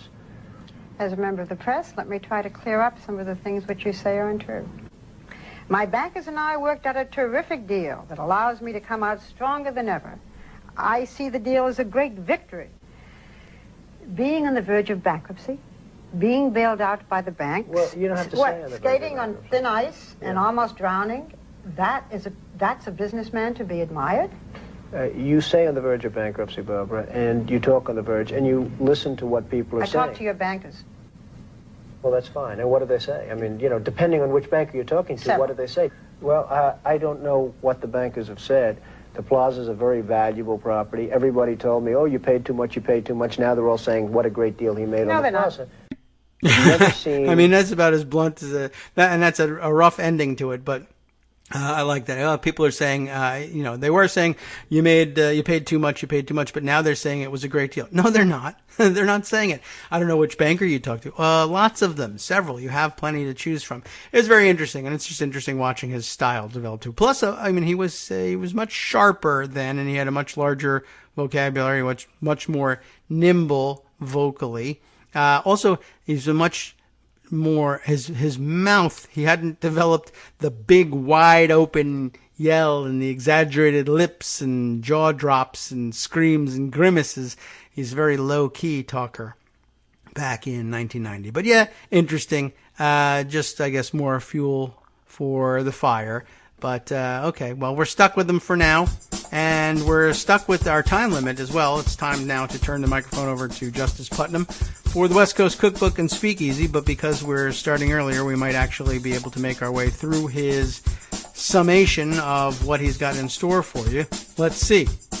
Right up at the beginning. Why not? The GOP continues to gaslight America and say everything is fine with COVID-19. You know all about that, and you'll hear more from Justice in just a moment. On the rest of his menu for the day, 113 House Republicans voted to keep Confederate statues on display in the Capitol. They were defeated, of course, but it will be interesting to name and shame some of those folks and find out their reasoning for it. An attorney arrested by Trump's SA Gestapo among Portland's Wall of Moms protesters says she was not read her rights. Well, I guess that's out the window. And ethnic and social justice studies will join English and science courses as graduation requirements at the nation's largest public university system. Very interesting. After his break, of course, he moves to the chef's table, his international portion, where a Canadian court ruled the bilateral safe third country pact with the U.S. is invalid because U.S. immigration detention violates human rights. And Greek firefighters brought in reinforcements from across the country to control the largest forest fire near the seaside village of... From Daily Co's I'll Radio never pronounce it. on networksradio.com. You have been listening to the Kagro in the Morning Show. With David Waldman. Should I give it a shot? Does anybody know their Greek? K-E-C-H-R-I-E-S. Kekris in the Eastern Peloponnese. That much I can pronounce. Well, all of that and much more, of course, on the West Coast Cookbook and Speakeasy with Chef de Cuisine, Justice Putnam. Bon appetit and good luck pronouncing that. Maybe he'll have the right pronunciation for you. Stay tuned.